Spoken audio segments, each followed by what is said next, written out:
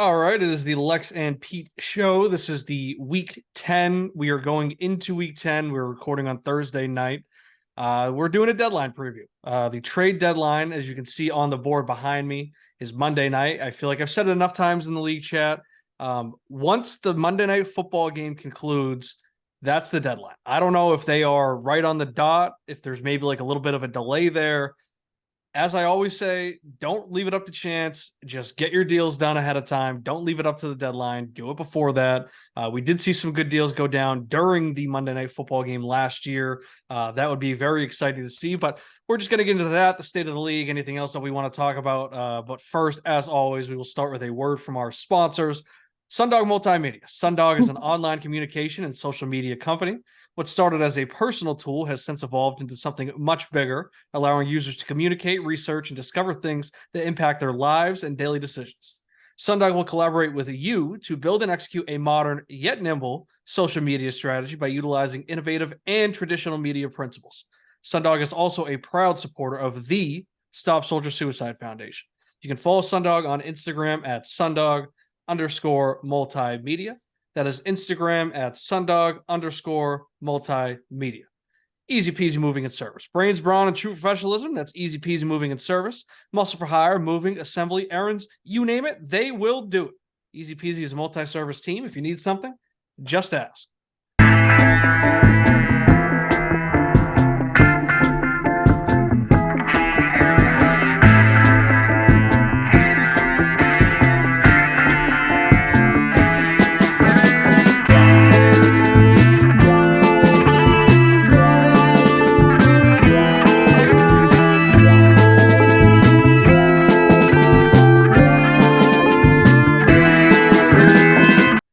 All right, Pete. So I guess this is kind of maybe our favorite time of year, maybe from a show standpoint, because we're getting to the trade deadline. We know how much we love trades, talking moves, anything like that. We're also going to be moving into mock draft time. That's something that we've been talking about behind the scenes. With the deadline coming up, I feel like that gives us that's like a good first checkpoint where we're locked into a draft order or a who has what picks, I should say. We're locked into that for a few months, right? Not until the trade embargo is lifted after the Super Bowl, we'll get back into that. But I feel like that's when we can first get a general idea of who has what picks. Of course, things could always change what order those picks are in, but we can start making some content out of that, getting ready and kind of setting our sights on that as well. But approaching this Monday, as I said in the intro, is the trade deadline. How are you feeling? How are you feeling? I know that you have been one of the more active members in the league. I, of course, have also been one of the more active members in the league when it comes to trading. So how are you feeling? Just from what you're hearing, what you're seeing, and what you're personally doing, what are your thoughts on the deadline approach?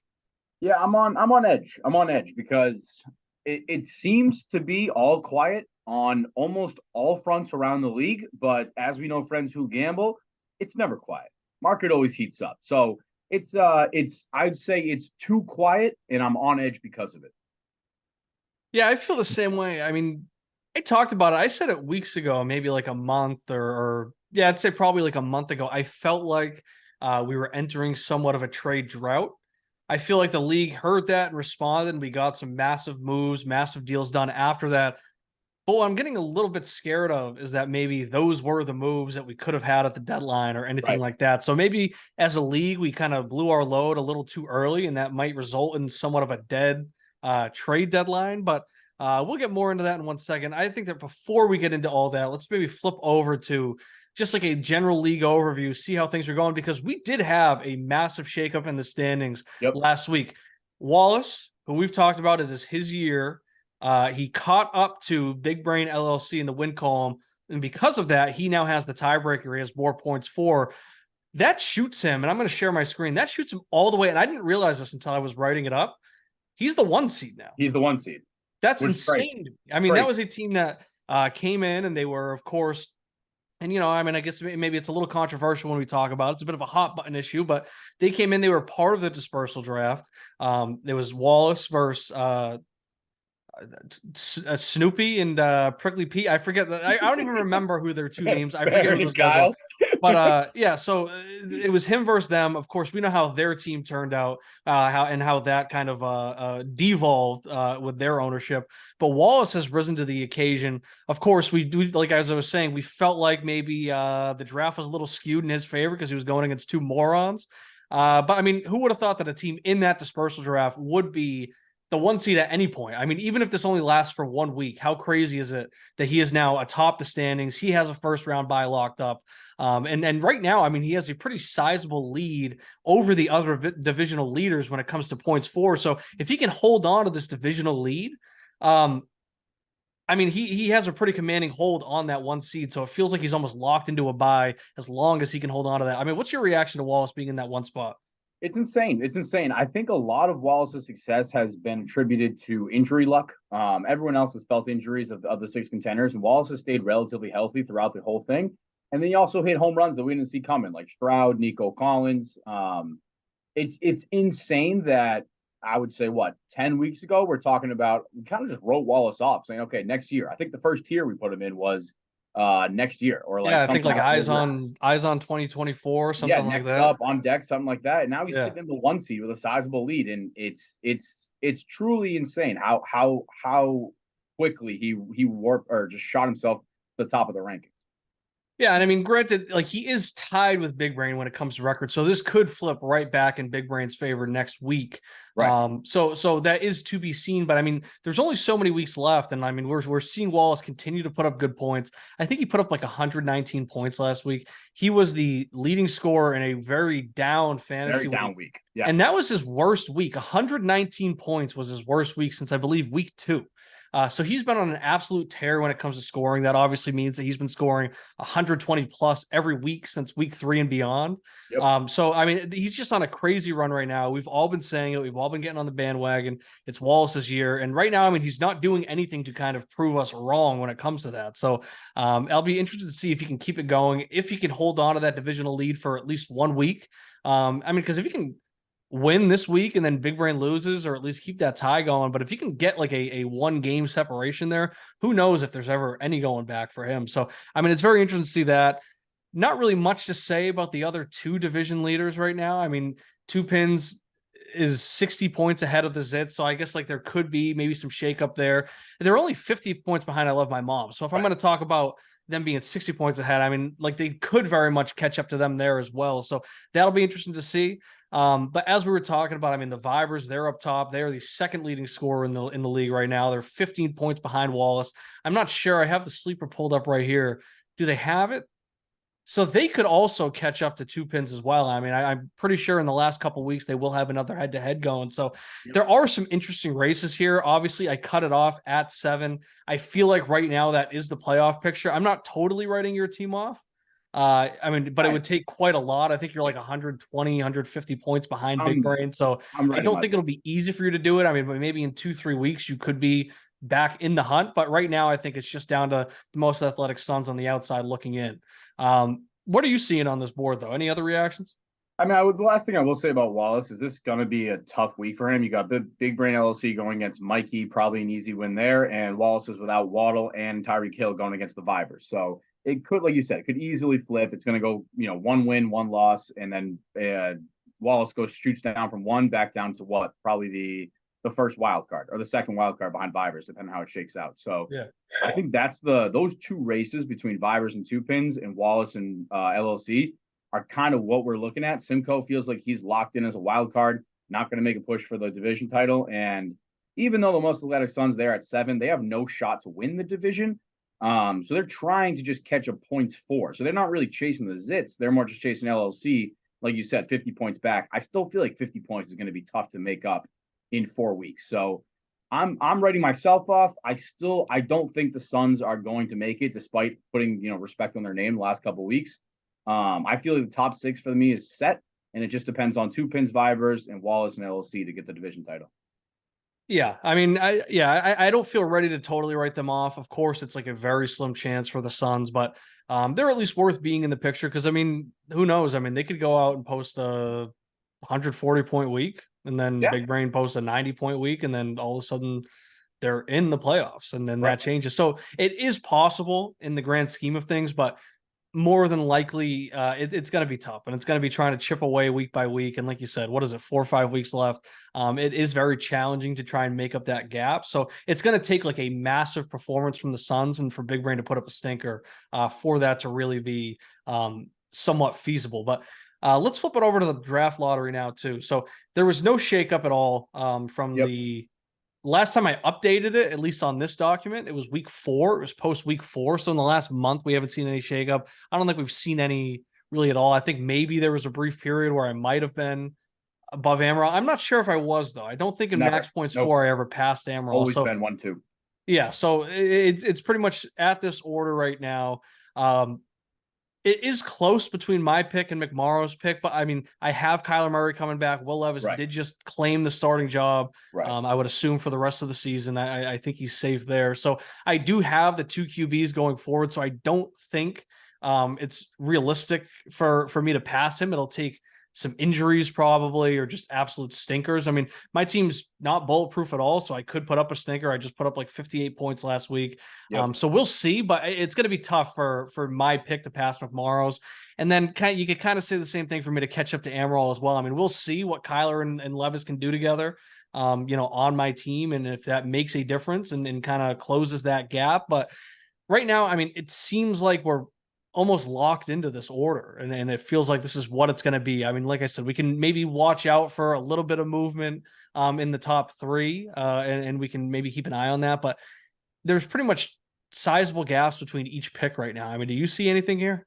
No, sizable gaps between everything. It's kind of crazy because like 2 weeks ago we were talking about how this could really be like a like anticipated, highly energized stretch between shaking up the draft order and the playoff picture.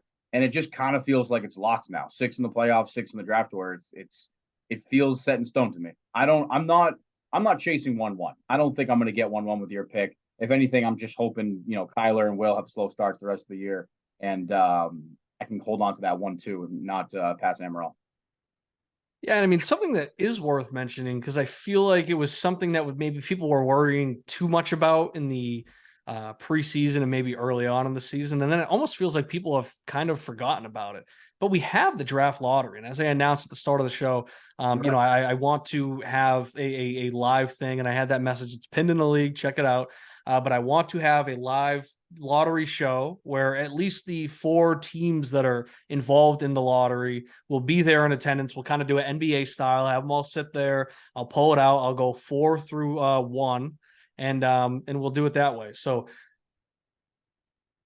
Jesus Christ. We got something. Yeah, but I feel like people were kind of forgetting about that, because I mean, it's kind of structured in a way where it's more than likely, like almost like 7 or 8 times out of 10, it's going to stick that 1 through 4. But right. I had that video where I kind of did like a tutorial on YouTube, where I messed it around. It's like, movements up or down one spot really aren't that crazy. It's more so unlikely to see 4 jump up to 1, but 2 and 1 switching, or 4 and 3, or 3 and 2, or anything like that, them switching spots really isn't that crazy. So it's like, maybe Mikey's pick is kind of the black sheep right now. And even though it's kind of locked into a lottery spot, people are kind of just writing it off. It's the 4th pick. It feels like right now there's a top 3. It's not out of the question for him to bump up into that 3rd spot or anything like that. And that's where maybe the market could get a little bit crazy when it comes to valuing some of these picks, because if all of a sudden, God forbid, I mean, if McMorrow's pick came out of the lottery as the 4th overall pick and he just did all that to get the 4th pick and not even get one of the current top 3 prospects. I mean, who knows who comes along as we get closer to the actual draft process. But right. Imagine if that would happen. I mean, he'd almost be fucked in a way. Years. I mean, he'd have to get aggressive and try to move up, or I don't know what he'd do after that. Yeah, it'd be like, I'm trying to pull up last year's draft right now, actually. But as we've done it over season, I feel like there is always a tier break between like the top 4 and the rest of the group, right? Last year we had Bijan. I took Bryce Young. Yeah. AR and CJ Stroud. Even at the time, we were low on CJ Stroud. So it was really just like top 3. I feel like every year there is a tier break between 1, 2, 3, and then the second tier of players between 4, 5, and 6. So I'll admit, I kind of forgot about the lottery. I've been sort of just locked in on 1, 2, and kind of already know between the 2 guys that I'm taking. So it's like, it is something to consider that I haven't really paid much thought to. Yeah, I mean, like I said, when I'm doing it, I'm gonna do 10 spins, and I'm wondering how I want to go about it, and if I want to just do the 10 spins like on camera, everybody sees like how those results come out, or if we do kind of like the NBA style where I do it beforehand. I guess everyone would just have to kind of trust that I did it. Maybe I have somebody that's out of the lottery watch me do it, so they're kind of confirming that I'm not tampering, especially if my pick's involved. And I mean, who knows? Maybe I end up with my pick by then. But who knows if so maybe I'll do that. Maybe I'll have like the champion sit in on me doing that spin and then see that to kind of give it some legitimacy. And then I'll come out and then I'll read it and be, I'll have like the cards up and be like, picking fourth is go Tigers, that type of shit. So I think that's how we're going to do it, but it's going to be 10 spins. I mean, I guess probability wise, it's really like no different, but just that randomness. It's like all of a sudden you see that it's just chalk, chalk, chalk for like 9 straight spins. I'd be sweating my ass off being like, well, this is going to one where it's going to get fucked up. So, yeah, I mean, the lottery could shake things up. I feel like that has kind of just been fallen back into the shadows and it's kind of lurking on people now. Right. I'd almost love, as the commissioner, I'd love for some chaos. Especially in year one. I was kind of going back and forth where I was like, what's that? Like the first year lottery chaos would be like an all-time story. Yeah, like I kind of went back and forth with the idea where I was like, do I want that or do I kind of want it to just go like chalk for like the first couple years and then in like year 4 or 5, that's when we kind of get it mixed up because I'm worried about all of a sudden like McMorrow just gets like fucked out of the first overall pick and then like all of a sudden there's like a mutiny in the league or something. So that did worry me, but I think that is exactly what this league needs, and I think that's the type of shit that we feed on. So that is what I'm rooting for, some serious chaos when it comes to that lottery. All right. I mean, speaking of the draft picks, speaking of all that, we talked about how we're going to be moving into mock draft season, but let's look ahead. Let's look at this deadline. Have you heard anything? Maybe any picks on the move? Any players on the move? Any rebuilders trying to get more rebuilding pieces? Any contenders trying to make that push? Slippery Pete always has his ears to the streets. What are you thinking? Ears to the streets, always pulling around, just culling information left and right. See a little nibble here and little nibble here on a couple information. See if I can get a lean on where people are headed. In terms of contenders, I talked to all 6 contenders. When I say contenders, I mean the playoff teams. Those 6 that we just showed on the screen, right outside the Suns. For the most part, everyone is staying pat. Everyone is staying pat for the most part, with no moves to seriously be made. And I think it's because really there's no non-contenders out there to sell right now. You look at my team, your team, McMorrow, Mikey, the Suns, and one more team outside the playoff picture. Amaral, just say Amaral. Yeah, Amaral. Those 6 guys, we're not really looking to sell our stud pieces, right? We're not moving someone who's going to make a playoff run. Those are like the Kamara that already moved, like you talked about before. The only team in the non-playoff picture I see selling is McMorrow, Rachaad White, and Mark Andrews. No one's bid on Rachaad White. I think people are out on him in general. No one's really interested in him. Mark Andrews has got a lot of offers. McMorrow's been sending offers, fielding offers. McMorrow's been more active actually sending offers and texting than I've ever seen him before. So if there was one move to be made from a non-contender to a contender, I expect it to be Mark Andrews from McMorrow going to the playoff team. And have you heard anything? Like, are there any bites out there? The last price I heard from McMorrow was 1 first, any first, in 2 seconds. 1 first and 2 seconds is what McMorrow was looking for from Mark Andrews. What do you think about that valuation, first off? I guess that's fair. I mean, I guess it kind of comes down to context, right? Like if this is like a team that needs a tight end to kind of put them over the top, then you could kind of squeeze that out of them. I mean, I'm not really sure.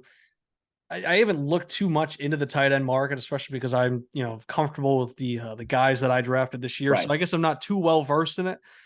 I guess that's fair for Andrews. I guess it would probably, in my mind, I'm thinking like a late first and then like 2 bullshit seconds, like maybe like a mid and like a late second or something like that. Like It would just have to be something like that. And we've talked about it before where, guys that teams that kind of get left holding the bag on players, they need to accept that they just need to take what they can get, because sometimes you try to squeeze the juice a little too much and then you're stuck selling Dalvin Cook as like a, throw in on a trade or something like that. So that is kind of what happens. I mean, who's buying a tight end? Who needs a tight end that's in the playoff picture right now?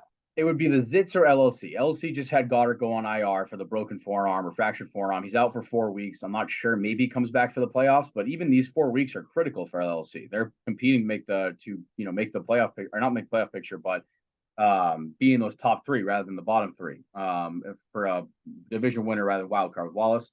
And then the Zits, who've had Fryermuth on the IR for I think 8 or 9 weeks, something like that, pretty much the entire season. Yeah. But Schultz has been cooking. Schultz has been all right, but I think those We're talking 11.7, 16, 14, a stinker with 1.5, and then 22. So he's been cooking. I mean, and Fryermuth, I think he is coming back soon, right? To me, this feels like, I mean, the Zits really, I mean, I guess they're not going to give up the most athletic sons first. So no. I don't even think they have the horses to really meet that price. And I think I'm assuming that McMorrow really just wants picks. I don't think he's interested in players.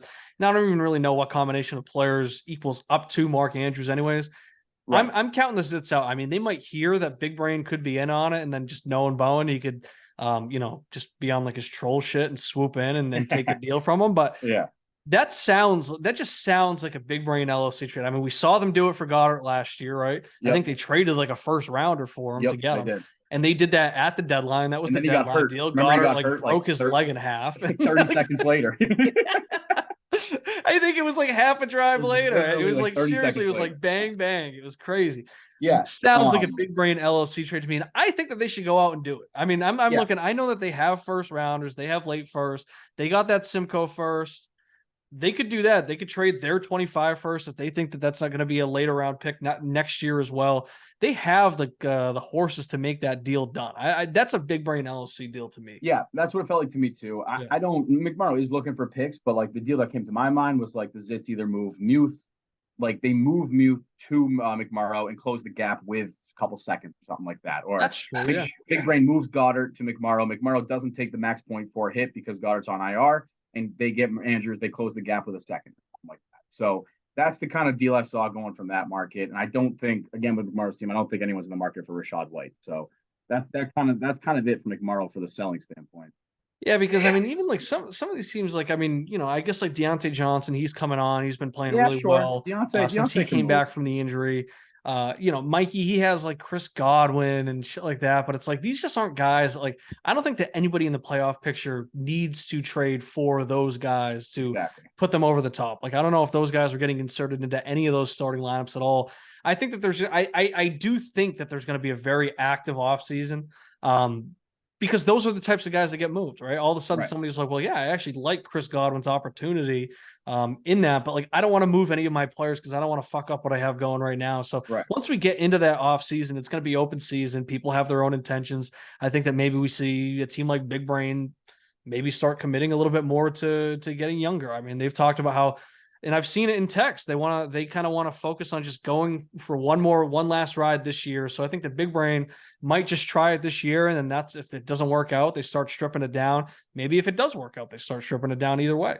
But yeah, I mean, I think it's going to be open season in the off season. I'm hesitant to really say that I expect any type of deal to get done by the deadline. I mean, we could talk about it. We've been talking through a deal if you would. True. And I mean, we're talking about a big move like that, but I think that we've talked about how, you have some picks that maybe you want to hold on to and see how those pan out. And, I've talked about how, yeah, maybe right now that's like decent value what I'm being offered for a player. But also I think that when I get into the offseason, some of these guys that are in the postseason right now, they're going to be more interested in that. And like, that just opens that market up. I think it might be just more beneficial to me to hold off. And you could say the same thing for you too. I mean, you could see where some of these picks end up, say that my pick ends up being the 1-1 that gains a ton of value. Even though personally, I don't think there's much of a difference between 1-1 and 1-2, but that's just my personal opinion. That's how I feel about it. Yeah, I mean, it feels like the only deal that we're looking at though, is that Big Brain. We got Big Brain doing crazy shit like picking up Jaron Hall. I don't think that the most athletic Suns are going to make a move. They just spent like all their fab on Tommy DeVito. That's crazy to me. That is legitimately insane. I texted Angelo. I sent him a screenshot. It was the same one I sent you guys in the group chat where it's just Tommy DeVito at like $50 or whatever. And then And then what was the next bid? Like $8? $8, something under 10 for sure. Yeah. So I sent that to him, and I sent it with no worries. 15. McMorrow put 15 on him. Yeah. And was it 50 that they put? Yeah, 50. 50, Yeah. So 15, 1. I just couldn't believe that. And so I texted him and I was like, what the hell was that, man? And he's like, well, oh my God, Sam put 50 on him. I can't believe that. I was like, dude, I don't even know if Tommy DeVito's making it through this week because Matt Barkley is a day ball guy. He was Josh Allen's backup in Buffalo. So he knows that system. Right. He just got signed off the practice squad. I think that there's a good chance that Matt Barkley comes in and replaces him this week, or just replaces him as the starter next week. So I'm not even sure that Tommy DeVito makes it to the game. Angelo says to me, right? Well, we figured we might as well pick him up, right? Late in the season. Maybe there's nothing worth spending the fab on. First of all, it's the debate that we've had time and time again. Yep. You spent $35 more than you had to. Yeah. So was that really worth making? And then also, I mean, the guy threw for negative yards in a game. That is crazy. He threw for negative yards. That's like Jordan Babylonia taking the shot for RR high school men's basketball, having to go backwards, rolled right off his fingertips, rolled behind him. That's basically what he did. That is crazy to me. That's a guy that has no value. Like, did nobody learn from Sam Ehlinger last year? There was such like a rush to pick him up when he got named the starter for the Colts. True. He comes in, he was dog shit. People were talking about, oh, picking him up, maybe he could be worth something. I think that the message that needs to be sent throughout the league is that how often does it work out when you pick somebody up for so cheap on waivers and you just say, oh yeah, I just want to see like maybe this quarterback that's going to play for 3 weeks could get some trade value or something like that. The answer is once all time, and it's Brock Purdy. Went for $69, I think. I specifically remember it was $69, Brock Purdy last year. The only time that's ever worked out. Yeah, exactly. It's like these players like almost never turn into anything. Like if they're not picked up like before the season starts, they might be able to give you a splash for like a couple weeks in the season. Right. But like there's not going to be anything unless you're willing to just literally take like a 2026 third rounder from like a competing team who thinks that that'll be like the last pick in the draft or something. So it's like, just stop doing it. And then we got McMorrow still making waiver claims. I could not believe it. I could not believe McMorrow's still making waiver moves. Like, you can just tell he doesn't watch the show because we've been talking trash about his waiver moves. He's still trying to compete. He's still trying to put points for on his roster. It's what I don't understand. I mean, he's got like a 10-point lead or a 13-point lead over me. It's so paper thin, and I understand that, like, we both said it where, I mean, it's unlikely for me to play down to such a level that he catches me. But why is he not? Why is he doing this? He doesn't have to do this. Why play with it? It doesn't. Yeah, it's like I said when I first told him that, like, you have to start a lineup. It's like you are not expected to spend fab or drop somebody for the sake of filling out a lineup for 1 week. Like, you need to have a team where you can field a starting roster. But if you're just ravaged by injuries like that, that just is too bad. Like, okay, if you have no quarterbacks because they're all injured and one's on a bye week, then you don't have to spend your fab or clear a roster spot to put one on. Like, that's just it's not worth doing it. Ride it out. He is just choosing to pick up guys like Ty Chandler, who that can only have upside because he just spent 35 fab on him.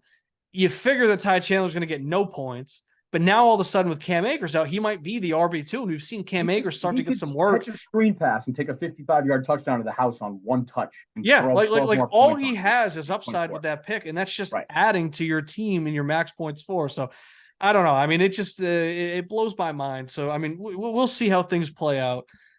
Some other notes I'll throw in on the deadline of what I'm hearing on the streets is I talked about the contenders, and Mike Murrow's really the only one selling. Mikey is the most unserious on the trade market that you can possibly believe. T. Higgins still on the block, Godwin still on the block. There's no moves to be made for Mike. He's everyone, multiple reports, at least 3 managers have told me that he could not be more unserious. So I'm not really too expecting much about him. 2 guys I do want to highlight is Bowen and Igor. The Zits and the Vibers are trying to make moves. They're actively sending offers. They've done it every single day this week, is what I've heard. And quote unquote, I sent a Godfather offer to Big Brain LLC, and they did not even sniff at it. A Godfather offer is what it was said. So the point I'm trying to make here is both those 2 teams have been extremely active, but they're going after like king chip pieces. Like, they're going after top 15 players that are on other contenders. So it's like very, very unlikely, but Big Brain is not even sniffing moving CMC, not sniffing moving Eckler. Like, those are the kind of chips that Bowen and Igor are going after, and it's not realistic because the contenders are kind of locked into the roster. Yeah, because like I was saying, I mean, Big Brain, I've seen them say it. I have it on record that they're looking for at least one more run. They want to give it one more go. They're not ready to give up. They didn't come this far to come this far, yada, yada, yada. So they're going to ride it out for the season. If anything, they're going to be buyers at the deadline. I will say they did make an offer to me for Anthony Richardson. I turned it down. It was not up to snuff. It's not really what I'm looking for right now. So I know I put Anthony Richardson on the block. That was a fairly serious move by me. But at the same time, I am looking for, somewhat of a Godfather offer. I mean, I'm not looking to trade him for, a 1-for-1 trade and get, a late first rounder and a couple seconds or anything out of that. Like, you know what you're getting. You're getting a guy that has come in. I mean, he averages like 20 points a game and he left 2 of his 4 games early with injury. So, he puts up insane stats. You're getting a potential unicorn in a super flex league where QB is king. You need to understand what you're getting there. The cost isn't cheap, but I will say I'm a much more serious seller than Mikey Bowen is because I hit Mikey Bowen up too. I was just curious. What the price is because I poke around on every player, right? It's worth seeing like, hey, maybe I can actually maybe I'm ready to pony up and just pay that price and just get this guy. So I wanted to see it. And I mean, he couldn't even really give a straight answer. It's like, once you hit somebody up and say like, hey, like what's the price on this guy that you put on the block? And they reply like, well, what's your offer? It's like, okay, so that you got nothing. So, you're not looking to make any moves. Of course, Mikey made the big announcement that he was taking Burrow off the block. I think anybody with a brain knew that he was never really on it. So, we weren't falling for anything. I mean, this is a guy, he's the only person that hasn't made any money, I believe, this year on the money list. He can't even get a high scoring player or a high scoring rookie. So, he's just trying to get the spotlight on himself. Mikey Bowen can't be, go too long without being the center of attention. So, it was no coincidence he put Burrow on the block 10 seconds after the Anthony Richardson Tua trade. Right, and then, and then all of a sudden when things start dying down, he reinserts himself and makes that announcement. So I don't know. You got anything else, Pete, on this deadline? Anything else? I'll talk about the last 2 contenders I didn't mention. Simcoe, the Bussy Boys. He feels, quote unquote, feels like I've done most of the moves I can do. I'm confident that my squad can beat anyone any day. He's locked in. He feels like he's got the roster to make a playoff run. He feels good about it. Then the Pins, talk to the Pins. Typical Pins response, nothing cooking. So it almost feels like all these contenders are stuck with their rosters. Bowen and Igor are the only ones trying to improve their roster, but they're going after such high pieces that it's probably not going to happen. And the rosters we're looking at for those 6 playoff teams are pretty much going to be what they're rolling with going into the playoffs. Last stretch here. Yeah. Well, speaking of Simcoe, I do want to make one point that I've been thinking of too, right? Why are people, and you know what? I'm going to share the screen. I'm not going to do the full blind resume. I'm going to have the results here. But let's just look at it, right? This is since Simcoe traded for Tony Pollard. Okay. So we're talking about, it's been like 6 weeks, I guess. Maybe 7. I don't know if all these players had a bye or what. Tony Pollard is putting up 9.21 points per game. Deontay Foreman is putting up 12.78. Jerome Ford is putting up 11. Jerome Ford in 2 of those games was playing with a sprained ankle. It wasn't until this past game where he got back to his normal workload. Simcoe went out and he spent 2 firsts to get Tony Pollard. I think he might have thrown in like a 3rd rounder or something, on his end or he might have gotten a 3rd rounder back or something, I think. Yeah, he got a 3rd rounder back, sent 2 24 firsts, McMorrow's and mine. So we're talking about 1-1 potentially and 1-5. Pretty hefty price. Hefty price. To me, maybe this is where I think that there should be or I'd like to see a shift kind of in the league, or maybe it's one of those where I'll just zig while everybody else zags or something. But I mean, Deontay Foreman's a guy that I got for dirt cheap. I think I picked him up off of waivers for, a couple fab or something like that, right?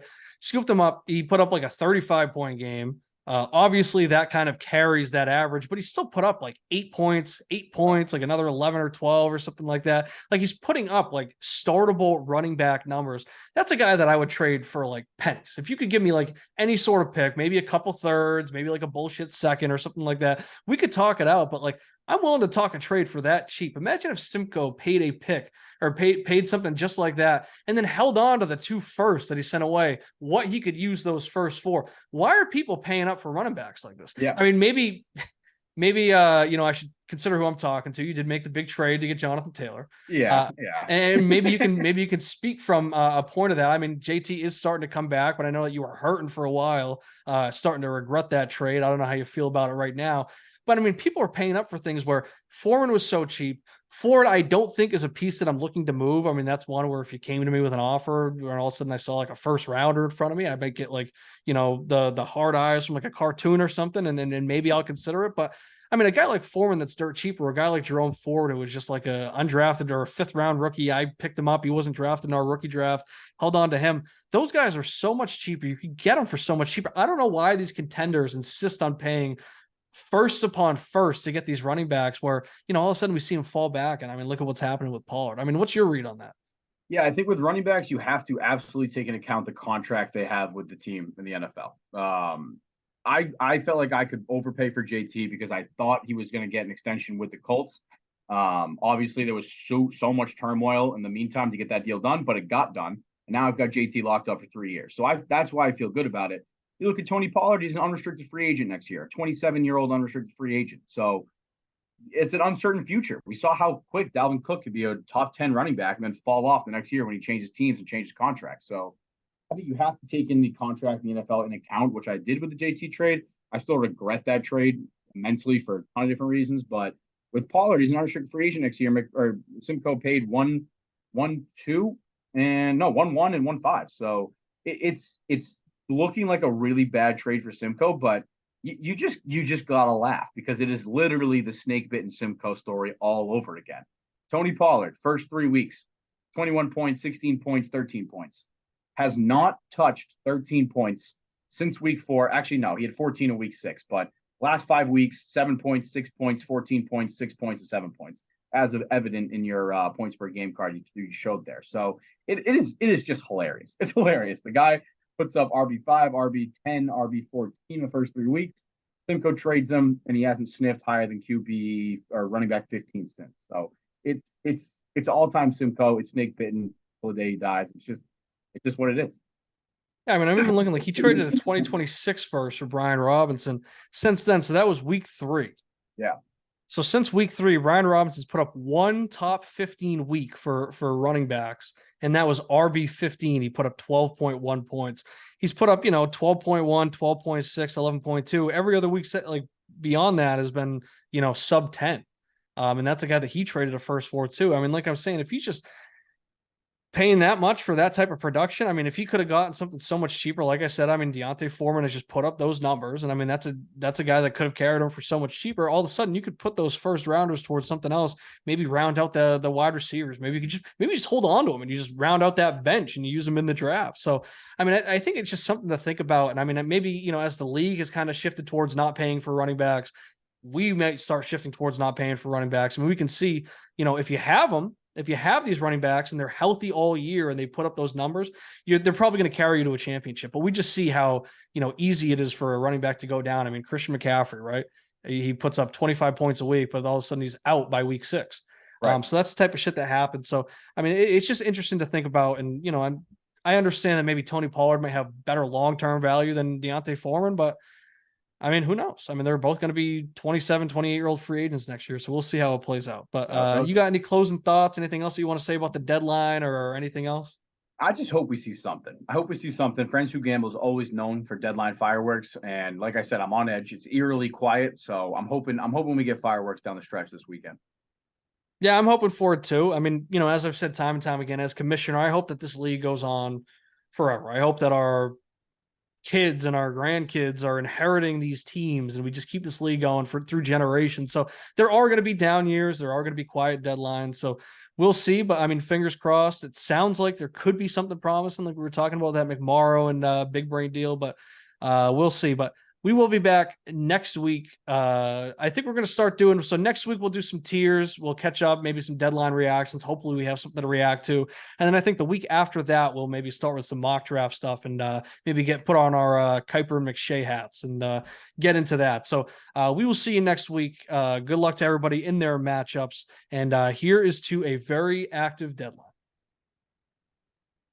All right.